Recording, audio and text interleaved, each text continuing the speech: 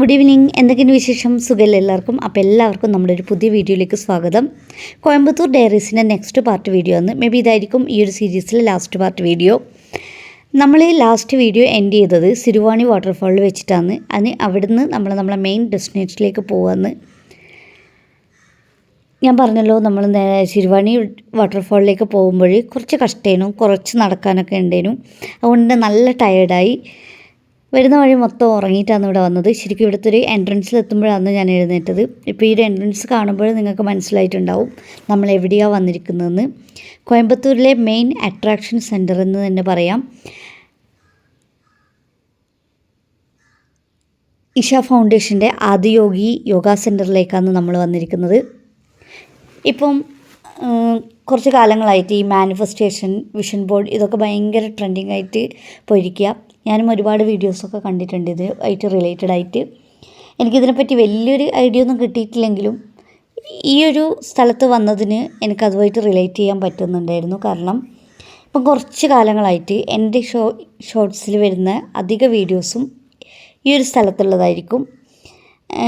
ഈ ഒരു ശിവ സ്റ്റാറ്റുവിൻ്റെ മുമ്പിൽ നിന്ന് ആൾക്കാർ ഡാൻസ് ചെയ്യുന്നതും അങ്ങനത്തെ വീഡിയോസാണ് കൂടുതലായിട്ടും എനിക്ക് സജഷനിൽ വരിക. അതിൻ്റെ ഒരു കാരണം എന്ന് എനിക്ക് തോന്നുന്നത് നമ്മൾ തിരുവനന്തപുരത്ത് പോയിരുന്നു കുറച്ച് മുന്നേ. അപ്പോൾ അവിടുന്ന് ആഴിമല ടെമ്പിൾ വിസിറ്റ് ചെയ്തപ്പോൾ അവിടുന്ന് ശിവ സ്റ്റാറ്റുവിൻ്റെ കുറച്ച് വീഡിയോസൊക്കെ എടുത്ത് നമ്മൾ ഓൾറെഡി നമ്മുടെ ചാനലിൽ അപ്ലോഡ് ചെയ്തിട്ടുണ്ട്. അതിനുവേണ്ടി നമ്മൾ സോങ് സെലക്ട് ചെയ്യുമല്ലോ ഷോർട്സിൽ അപ്ലോഡ് ചെയ്യാൻ വേണ്ടിയിട്ട്. അപ്പം കൂടുതലായിട്ടും എനിക്ക് ഇവിടുത്തെ വീഡിയോസാണ് കൂടുതൽ കണ്ടത്. അതുകൊണ്ടായിരിക്കും. അതുമാത്രമല്ല, ഈ ഒരു ശിവരാത്രി സമയത്ത് ഇവിടെ ഭയങ്കരമായിട്ടുള്ള പരിപാടികളൊക്കെ നടക്കുമല്ലോ. അപ്പോൾ അതൊക്കെ ഞാനിങ്ങനെ കുറച്ച് ലൈവായിട്ടൊക്കെ കാണാറുണ്ടായിരുന്നു. മേ ബി അതുകൊണ്ടായിരിക്കും എൻ്റെ ഈ ഒരു ഷോർട്സ് സജഷൻസിൽ കൂടുതലും ഈ ഒരു പ്ലേസും ഇവിടെ വന്ന ആൾക്കാരുടെ ഡാൻസ് പെർഫോമൻസുമാണ് കൂടുതലും കാണാറ്. അപ്പോൾ അത് കാണുമ്പോഴൊക്കെ ഞാൻ വിചാരിച്ചിട്ടുണ്ട് എപ്പോഴെങ്കിലും ഇവിടെ പോകണമെന്ന്. അതെപ്പോഴെന്നില്ല, എപ്പോഴെങ്കിലും പറ്റുകയാണെങ്കിൽ. കാരണം നമ്മളൊരിക്കലും എത്തിപ്പെടാൻ സാഹചര്യമില്ലാത്തൊരു സ്ഥലമാണ് കോയമ്പത്തൂർ എന്ന് പറയുന്നത്. നമ്മളങ്ങനെ ഒരുപാട് യാത്ര ചെയ്യുന്ന ആൾക്കാരൊന്നുമല്ല. വല്ലപ്പോഴും എവിടെയെങ്കിലും ഒന്ന് പോകണം, കുറച്ച് ടൈം സ്പെൻഡ് ചെയ്യണം, അങ്ങനെയൊക്കെയാണ്. അപ്പോൾ അത് നമ്മൾ കൂടുതലായിട്ടും നമ്മൾ സെലക്ട് ചെയ്യുന്ന സ്ഥലം എന്ന് പറയുന്നത് സാത്വിക്ക് ഇഷ്ടമുള്ള സ്ഥലമാണ്. സാത്വിക്ക് അവന് കുറച്ചുകൂടി എൻജോയ് ചെയ്യാൻ പറ്റുന്ന സ്ഥലത്തേക്കാണ് നമ്മൾ പോവുക. അപ്പോൾ അവന് കൂടുതലിഷ്ടം ഈ ആനിമൽസിനോടാണ്. ഈ ഒരു സൂ അതൊക്കെ കാണാൻ ഭയങ്കര എക്സൈറ്റഡും എന്താ പറയുക, അവൻ എപ്പോഴും അത് ഫ്രഷാണ്. ഇനി എത്ര നമ്മൾ പോയ സൂ ആയിക്കോട്ടെ അല്ലെങ്കിൽ പുതിയ ഏതെങ്കിലും സൂ ആയിക്കോട്ടെ, അവനത് ഭയങ്കര എക്സൈറ്റഡ് ആയിട്ട് കാണും. അപ്പോൾ അത് കാണുമ്പോൾ നമുക്ക് ഭയങ്കര സന്തോഷമാണ്. അപ്പോൾ നമ്മൾ കഴിഞ്ഞ വീഡിയോസൊക്കെ നിങ്ങൾ ശ്രദ്ധിച്ചിട്ടുണ്ടെങ്കിൽ നിങ്ങൾക്ക് മനസ്സിലാവും. നമ്മൾ പോയ സ്ഥലങ്ങൾ ബാംഗ്ലൂർ, മൈസൂർ, തിരുവനന്തപുരം, അതേപോലെ മംഗലാപുരം പോയിട്ടുണ്ട്. പക്ഷേ അതിൻ്റെ വീഡിയോ എടുത്തിട്ടില്ല. മംഗലാപുരം പോയ സാഹചര്യം വേറൊരു സാഹചര്യത്തിലാണ് പോയത്. അതുകൊണ്ട് നമുക്കത് വീഡിയോ എടുക്കാനുള്ള ഒരിതില്ലേനും. പിന്നെ അവിടെ എത്തിയത് കൊണ്ട് അവിടെ അങ്ങനെ ഒരു സൂ ഉണ്ട് എന്ന് അറിഞ്ഞപ്പോൾ അവനെ കൊണ്ടുപോയി കാണിക്കാമെന്ന് വെച്ചിട്ട് പോയതാണ്. പക്ഷേ ഇവിടെയെല്ലാം നോക്കുകയാണെങ്കിൽ നമ്മൾ സൂവിലാണ് വന്നിരിക്കുന്നത്. മെയിൻ ഡെസ്റ്റിനേഷൻ സൂ ആണ്, അല്ലെങ്കിൽ നാഷണൽ പാർക്കായിരിക്കും. പിന്നെ അതിന് ചുറ്റും അടുത്തുള്ള ഏതെങ്കിലും നമുക്ക് കാണാൻ പറ്റിയ സ്ഥലങ്ങളുണ്ടെങ്കിൽ അവിടെ പോയി കാണുക. അങ്ങനെയാണ് സാധാരണ നമ്മളൊരു യാത്ര പ്ലാൻ ചെയ്യുമ്പോൾ നോക്കുക. ഇവിടെ പക്ഷെ അങ്ങനെയല്ല. നമ്മൾ ഓൾറെഡി ഫിക്സ് ചെയ്തത് വേറൊരു സ്ഥലത്ത് പോകാനാണ്. തൃശ്ശൂർ പോകണമെന്നായിരുന്നു നമ്മളെ പ്ലാന്. അവിടെ ഇപ്പോൾ ഒരു പുതിയ സൂ തുറന്നിട്ടുണ്ടല്ലോ, അപ്പോൾ അത് കാണാമെന്നുള്ള ഒരിതുണ്ടായിരുന്നു. പക്ഷേ എന്തോ നമുക്ക് അന്നത്തെ ആ ഒരു സാഹചര്യത്തിൽ അവിടേക്ക് പോകാൻ പറ്റിയിട്ടില്ല. അപ്പോൾ പിന്നെ സാധിക്ക് വെക്കേഷൻ ആകുമ്പം ഇങ്ങനെ ചോദിക്കും, എവിടെയും പോകുന്നില്ലേ അങ്ങനെ ഒരു ഇതായി. അപ്പോൾ പിന്നെ വിചാരിച്ചു എവിടെയെങ്കിലും പോകണം നോക്കാമെന്നൊക്കെ വിചാരിച്ചപ്പോൾ ക്ഷേത്രത്തിൻ്റെ ഫ്രണ്ട് ഇവിടെ പോയപ്പോൾ ഇവിടെ നല്ല ലൈറ്റ് ഷോ പരിപാടികളൊക്കെ ഉണ്ട്, അടിപൊളിയാന്നൊക്കെ പറഞ്ഞ് അങ്ങനെയാണ് നമ്മൾ ഇവിടത്തേക്ക് വരുന്നത്. ശരിക്കും എനിക്കിത് സൂപ്പർ എക്സൈറ്റഡ് ആയിരുന്നു. കാരണം ഞാൻ പോകണമെന്ന് വിചാരിച്ചൊരു സ്ഥലമാണ്. ആദ്യമായിട്ടാണ് ഞാൻ പോകണമെന്ന് ആഗ്രഹിച്ചൊരു സ്ഥലത്തേക്ക് പോകാൻ പറ്റിയത്. അങ്ങനെ ഇവിടെ വന്നപ്പോൾ നല്ല എക്സൈറ്റ്മെൻറ്റ് ഉണ്ടായിരുന്നു. പക്ഷെ അതിൻ്റെ കൂടെ തന്നെ നല്ല ക്ഷീണം ഉണ്ടായിരുന്നു.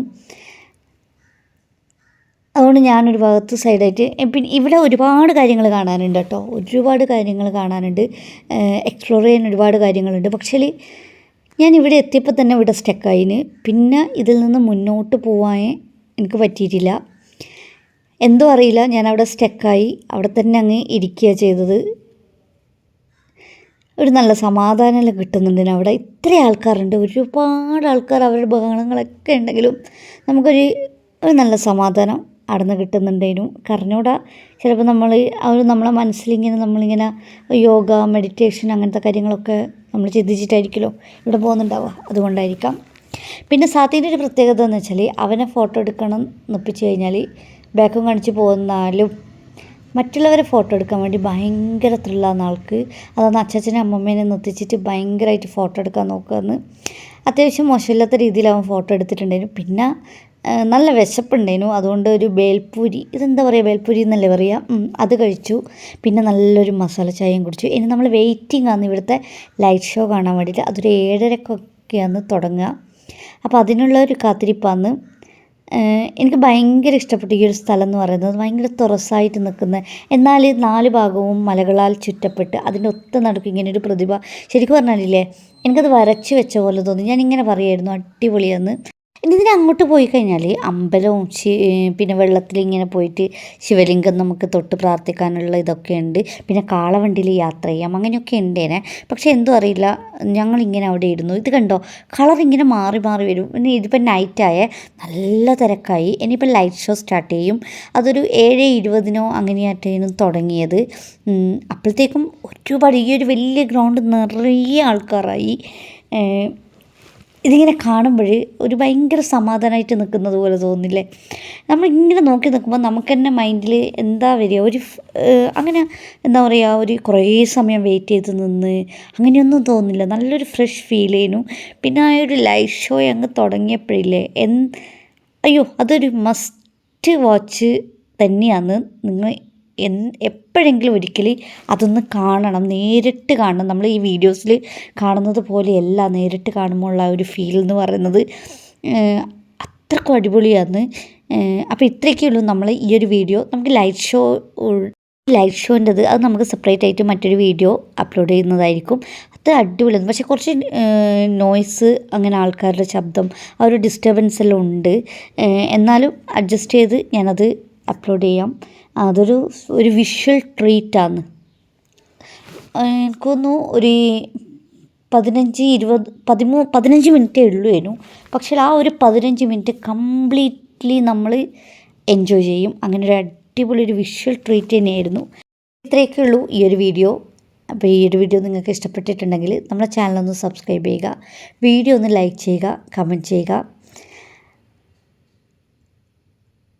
കമൻസിലൂടെ നിങ്ങളെ അഭിപ്രായങ്ങൾ രേഖപ്പെടുത്തുക. അത് പോസിറ്റീവ് ഓർ നെഗറ്റീവ് എന്തായാലും അത് രേഖപ്പെടുത്തി കഴിഞ്ഞാൽ നമുക്ക് തമ്മിലൊരു കമ്മ്യൂണിക്കേഷൻ ഉണ്ടാവുമല്ലോ. അതും ഒരാളിങ്ങനെ പറയുന്നതിനേക്കാളും ബെറ്റർ ആയിരിക്കുമല്ലോ നമുക്ക് ഇങ്ങോട്ടൊരു ഇൻട്രാക്ഷൻ കിട്ടുമ്പോൾ. അപ്പം ആ ഒരു കമൻസ് പ്രതീക്ഷിച്ചുകൊണ്ട് ഇന്നത്തെ വീഡിയോ ഇവിടെ അവസാനിക്കുന്നു. Bye bye.